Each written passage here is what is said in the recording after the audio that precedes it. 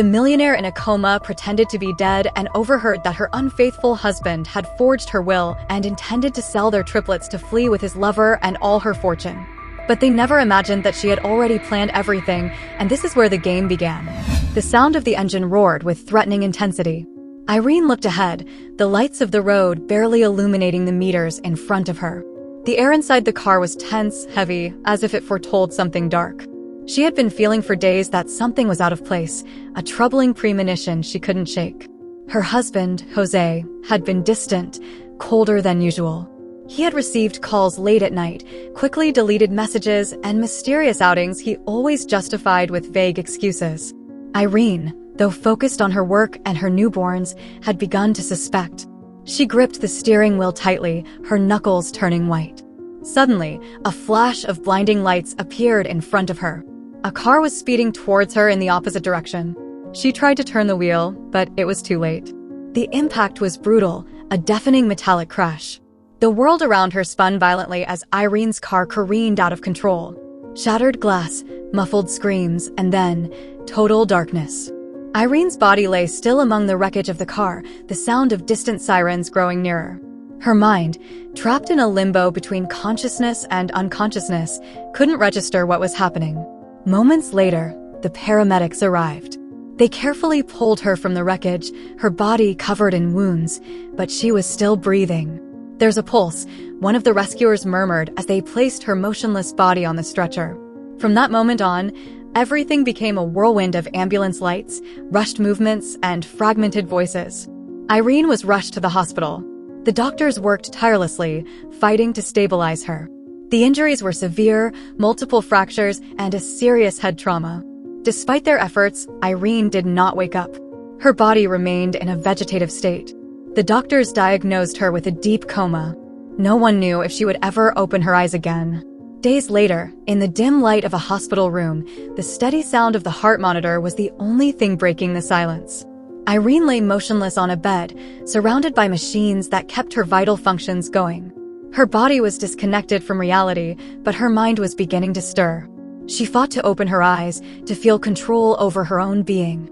Somewhere deep inside, something was slowly waking up, a spark of consciousness. At first, everything was confusing. Fragments of memories came and went in her mind. The road, the blinding lights, the crash, and then nothing. She tried to move her fingers, but it was in vain. Her body didn't respond. Frustration grew, but then a sentence made her stop. "How's everything going?" It was Jose's voice, her husband. Irene could barely comprehend what she was hearing. She wanted to scream, to tell him that she was there, conscious, that she felt everything. But her lips didn't move. She was trapped in her body. "It's going well," responded another voice, a female one. "We just need to be careful. No one will suspect anything." That voice. Irene recognized it. It was Chloe, Jose's assistant. She had always been close to him for work matters, but Irene had never paid much attention to her. Until now. "I've already contacted the lawyer. The will is ours as soon as the paperwork is signed. No one will suspect us." "Irene," Jose paused, as if savoring the moment.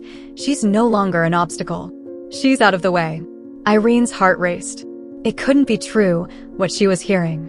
Her own husband was talking about her as if she were nothing. But the worst was yet to come. "What about the children?" Chloe spoke again, this time with impatience. "We have to get rid of them. We can't wait any longer. The triplets are already lined up with buyers. A couple more days and they'll be gone. It'll be quick, efficient. No one will know what happened. Then you and I will be free. With all the money, no strings attached." Irene felt the ground collapse beneath her. Her babies. The newborn triplets she had barely had time to hold before the accident. Jose planned to sell them. Sell them. And run away with Chloe, keeping everything she had built over the years. The betrayal was deeper than she had ever imagined. She wanted to cry, to scream, but her body betrayed her. She was trapped in her own silence, a prisoner inside herself, as she listened to her husband plan to get rid of her life and her children. Tears fought to come out, but there was no release for them. Irene was helpless, and that feeling suffocated her. "When are we doing this?" Chloe asked, with a coldness that left Irene frozen. "Soon," Jose replied. "We've waited long enough. I'll sign the papers tomorrow. No one will suspect I was behind it all." To everyone, she's still the powerful woman who fell due to her own negligence. Just a few more days and we'll be able to disappear. Footsteps echoed as both of them left the room. Silence filled the space once again, but in Irene's mind, everything was in chaos. Jose had planned her downfall, and Chloe, that woman she had never paid attention to, was his accomplice. Hours passed, maybe days. Time was a concept Irene couldn't grasp ever since she awoke in this invisible prison of her body. The only solace she had was her mind, which worked tirelessly to find a way out, a way to stop what seemed inevitable. If Jose succeeded, she would lose her children, her company, her entire life. That's when the door to the room opened again. This time, it was Mateo, the nurse who had been taking care of her since the beginning. He approached to check the machines, and although his face was neutral, something in his eyes told Irene there was hope. As he changed the medication and adjusted the controls, Mateo murmured, barely audible, "I know you can hear me, Irene." Irene's heart leapt. How did he know? "I've been watching. Not everything is what it seems in this hospital," he continued, his voice a whisper barely breaking the silence. "I can't act yet, but if there's any way you can give me a sign, anything." He let his voice fade as he finished checking the equipment. Irene tried with all her might to move a finger, do anything to show Mateo that she was awake, conscious. And at that moment, a faint tremor ran through her hand. Barely perceptible, but enough for Mateo to notice. Their eyes met for a brief second. Then, without changing his expression, he said aloud, "Everything is stable. No changes." He turned, walked to the door, and before leaving, whispered again, "You're not alone. I will help." The door closed behind him, and for the first time since she had awakened, Irene felt a spark of hope. She wasn't alone. Mateo was on her side. Jose and Chloe thought they had her trapped, that there was no way for her to escape her fate, but they were wrong. From her silent prison, Irene began to form her plan. The battle for her life, for her children, had only just begun. The hospital room was bathed in a deceptive calm. Irene remained motionless in the bed, her breathing in sync with the rhythmic beeping of the machines that kept her alive. In her mind, however, there was a storm of thoughts and emotions. She knew that time was her greatest enemy. With every passing second, Jose and Chloe were closer to executing their plan. The sale of her triplets and the takeover of her fortune was only a matter of days. The familiar footsteps of Mateo echoed down the hall, signaling his arrival. When he entered the room, his face, as always, remained impassive. He approached Irene's bed and began to check the equipment, just as he did every day. But this time, there was an urgency in his movements, a palpable tension. "Today will be crucial," he whispered as he adjusted the wires, monitoring Irene's heart rate. Then, without looking up, he added, "Jose and Chloe are preparing everything. They're going to forge the will tonight." Irene's stomach churned. It was now or never. If they couldn't stop it, she would not only lose everything she had built, but her children would be sold to strangers, disappearing into a criminal network far bigger than she had ever imagined. Mateo leaned towards her as if simply checking her drip. "I overheard something in the hallway," he continued. "There are more people involved than we thought. The lawyer who's going to forge the will is connected to a much darker network. This isn't just a simple robbery. They're involved in child trafficking. It's not just your children that are in danger." Irene's eyes, fixed on the ceiling, burned with helplessness. She couldn't move a muscle to express her rage, but inside, she felt like she was going to explode. How could she have been so blind? Jose wasn't just betraying her, he was steeped in a criminal world, willing to hand over his own children to the highest bidder. Despair threatened to consume her, but somewhere inside, her strength held firm. She had to act. Mateo spoke again, this time with more urgency. "I'm going to need your help," he said, fully aware that every second counted. "We need evidence, something to expose Jose and his allies. They're being very careful, but they made a mistake. They're going to use this very room to discuss the final plan. They don't expect you to be able to hear them." Mateo looked at Irene for a moment, searching for a sign that she understood. Though her face remained unchanged, something in her eyes gave him the certainty that she was there, aware and ready to fight. "I've placed a recorder under your bed. It's going to capture every word they say. Once we have the evidence, we'll go to the authorities, but until then, we can't raise suspicion." He paused, as if considering something. Then, in a lower voice, he confessed, "There's something else you need to know. My sister disappeared years ago. She was just a little girl. We never found out what happened to her, but I've always believed she was a victim of a trafficking ring like the one they're planning with you. When I found out what Jose was doing, I knew I couldn't stand by. I'm not just helping you, Irene. I'm helping my sister, her memory. Irene felt a wave of sadness for Mateo. Their stories were now intertwined, not only because of Jose's betrayal, but also because of the struggle against something much darker than she had imagined. That same night, Irene's room became the center of conspiracies. Jose and Chloe entered, confident, completely ignoring the possibility that Irene could hear every word. Chloe, impeccably dressed, smiled with a triumphant air. Jose, for his part, exuded coldness and calculation. The words flowed smoothly, each more cruel than the last. "Everything is ready," Jose said as he approached the window of the room. "The lawyer will arrive tomorrow afternoon. No one will suspect the forgery. Irene has been out for weeks, and with the coma, no one will dare to question the validity of the will. She's out of the picture, and we win everything." Chloe smiled maliciously as she approached Jose from behind and slid her hands over his shoulders. "I never thought it would be this easy," she commented, her tone full of disdain. "And the kids, they're already lined up. The buyers are willing to pay a fortune. I don't know why we didn't do this sooner. 3 babies at once. It's like winning the lottery." Jose let out a short, dry laugh. There was no trace of remorse in him. "Once the money comes in, we'll disappear. No one will be able to find us. We'll have a new life with no strings attached." Irene, trapped in her bed, felt her world collapse with each word they spoke. The people she had once loved and trusted were talking about her children as if they were merchandise. Every time Chloe mentioned the triplets, a wave of anger coursed through Irene's motionless body. "What if something goes wrong?" Chloe asked, showing a hint of concern. "Sometimes I feel like something's going to give us away." Jose looked at her with disdain. "Nothing's going to go wrong. Irene is in a coma. There's no one who can stop us. And if someone does get suspicious, well, we have our ways of silencing them, don't we?" Chloe nodded, but the atmosphere in the room shifted slightly. There was tension, as if both of them, deep down, knew they were walking a tightrope. "The only thing that worries me is Mateo," Jose suddenly added, in a lower tone. "He's been too close to Irene. I know he's been asking questions. If he keeps sticking his nose where it doesn't belong, we might have a problem." Irene felt a knot in her stomach. Jose was beginning to suspect Mateo, and if that happened, their entire plan could fall apart. "Don't worry about Mateo," Chloe responded with a cold smile. "If he becomes a problem, we'll get him out of the way. No one is going to ruin what we've achieved." Both of them left the room, leaving behind a cloud of tension and danger. Irene knew that time was running out. Mateo was in danger, and her children were about to be sold into a criminal network. But at least now they had something. The recorder had captured every word. There was proof. The next morning, Mateo entered the room as usual, his expression calm and neutral.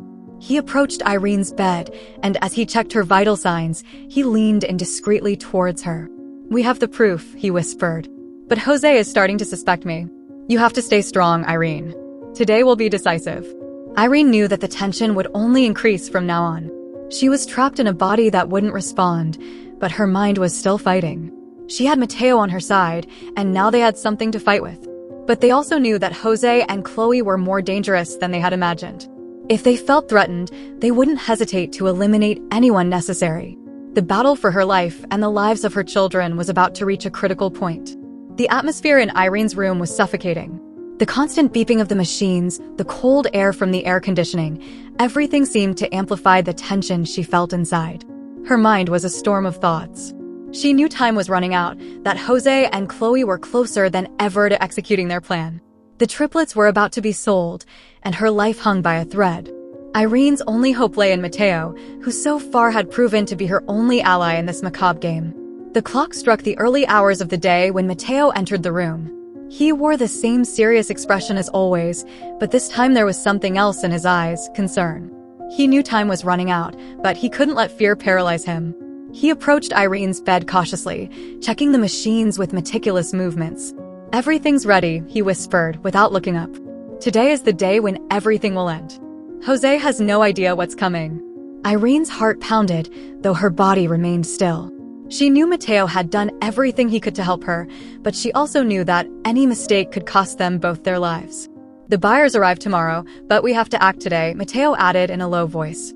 I've managed to get a police team ready to move, but we need solid proof. We already have the recording, but if Jose suspects anything before then, everything will fall apart. Irene understood the gravity of the situation. Jose and Chloe were dangerous, and now, with the triplets about to be sold, they were willing to do anything to achieve their goal. There was no room for error. Mateo paused, taking a deep breath as if gathering strength for what was to come. There's something I didn't fully tell you, he said, his voice heavier. His eyes met Irene's, who, though unable to move, listened intently. I mentioned that I lost my sister years ago, but I didn't tell you everything. My sister was kidnapped when she was only 8 years old. She was sold into a child trafficking ring. We never saw her again. Irene felt a wave of anguish for him. She knew the pain of betrayal, but couldn't imagine what it must have been like to lose someone that way. When I found out what Jose and Chloe were doing, it became personal for me. I'm not just trying to save you and your children. Mateo closed his eyes for a moment, as if trying to control the emotions welling up. I'm fighting to make sure what happened to my sister doesn't happen to anyone else. I can't just stand by. Irene, motionless in her bed, felt a deep connection to Mateo's pain. Now she understood why he had been so determined, why he had risked so much to help her. For him, this was more than just a fight for justice. It was a way to redeem his past, to find the peace he lost when his sister disappeared. Mateo continued, "This ring is bigger than we imagined. The buyers interested in your children are part of a criminal organization that spans the entire country. If we can break this deal, we might not only save your triplets, but also expose many more involved in this trafficking network." Mateo's words were terrifying, and they filled Irene with dread. Her children's lives were at stake, but now she understood that much more was on the line. The triplets, barely infants, were about to be ripped from her life and sold as if they were mere commodities. It wasn't just a personal betrayal by Jose, but an unimaginable crime. The afternoon wore on when Jose entered the room. His presence chilled the air. He seemed more tense than usual, as if something was unsettling him, though he tried to maintain his composure. His eyes settled on Irene with a coldness that coursed through her entire body, as if he had already discarded her from his life. "How is she?" he asked with disdain, addressing Mateo, who continued checking the monitors. Mateo maintained his professionalism, controlling his own nervousness. "Stable, no changes," he replied, hiding the storm that raged in his mind. Jose approached Irene's bed, his gaze now fixed on her motionless face. He leaned in, whispering loudly enough for Mateo to hear as well. "All of this is about to end, Irene. Soon, everything you built will be mine. You won't have to worry about anything anymore. The children, they're in good hands. Better than you could ever offer them." Mateo clenched his teeth. He couldn't intervene yet, but his hands trembled with contained fury. Jose continued, his tone becoming increasingly filled with perverse satisfaction. "When we sign the will, no one will suspect what really happened. You're just a shadow of who you once were. And soon, you'll be nothing." Mateo felt his anger beginning to overflow, but he held back. He knew that any wrong move could ruin the entire plan. Jose had to believe everything was under control, that he had the situation in hand. "You should go home and rest," Jose said, turning to Mateo with a cynical smile. "You don't need to be here all night. Tomorrow is going to be a big day for all of us." Mateo nodded, though every fiber of his being wanted to confront him right then. But he couldn't. Not yet. The final move had to wait. Later that night, as darkness fell over the hospital, Chloe appeared in Irene's room. Her steps were silent, but her heavy breathing betrayed her nervousness. When she entered, she quickly shut the door behind her and approached Irene's bed. "I can't keep doing this," she whispered, as if afraid someone might hear. "I thought I could live with it, but I can't. Jose has gone too far." Irene, though motionless, felt her heart race. What was happening? Was Chloe starting to doubt? "You can't imagine what he's done," Irene, Chloe continued, tears welling up in her eyes. "It's not just about selling the children. Jose has much darker plans. He's going to get rid of them in a way I can't even describe. I didn't want to believe it, but I heard him talking to one of the buyers. It's not just about money. There's something else at stake." Chloe's revelation was a devastating blow. Irene had already endured hearing the plans to sell her children, but the idea that something even more sinister was at play was almost unbearable. Terror gripped her chest. "I'm going to help you," Chloe said, her voice barely a whisper. Not for you, but because I can't stand the thought of what Jose is about to do. I'll give Mateo all the information he needs to stop him. But after that, I'll disappear. I can't stay here anymore. I can't risk him finding me. Irene couldn't believe what she was hearing. The woman who had been by her side during the worst moments was now turning against Jose. Could she be trusted? Was this betrayal part of a darker plan, or was there truly some humanity left in Chloe? I have no other choice, Chloe said bitterly. Jose is a monster. I realized it too late, but I can't stay by his side. And with those words, she left, leaving Irene in a mix of confusion and hope. Betrayal within betrayal. Chloe, the accomplice who had helped hatch the plan, now seemed to be the key to dismantling it. The plan was in motion, but everything was uncertain. Irene knew that the next few hours would be crucial. With Mateo preparing the intervention of the authorities, and with Chloe offering her help, it seemed that there was a small light at the end of the tunnel. But Jose was still a dangerous man, and any mistake could be fatal. The battle for his life, and that of his children, was about to reach its climax. The day had arrived.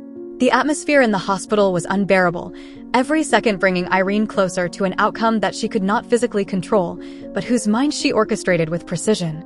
She knew that Jose and Chloe were about to execute their plan, that her triplets would be sold, and her life stripped away completely. Everything depended on Mateo, her only ally. But betrayal lurked around every corner, and the fear that Chloe might back out at the last moment kept the tension at its highest. When Mateo walked into the room that morning, his expression said it all. It was the decisive day. The plan was in motion, but there was no guarantee of success. Irene couldn't speak, couldn't move, but she understood everything. "This ends today," Mateo murmured as he adjusted the machines. "Jose doesn't know we have everything. But we can't fail. If something goes wrong, it could end badly for everyone." Irene listened intently. Mateo had collected all the necessary evidence, but she knew that Jose wouldn't be caught easily. There was much more at stake than they had anticipated, and any mistake could lead to disaster. Shortly after, Chloe walked into the room. Her nervousness was palpable. Her hands shook as she stood at the foot of Irene's bed. She had betrayed Jose, but not out of remorse. She did it out of fear, out of realizing how far Jose was willing to go.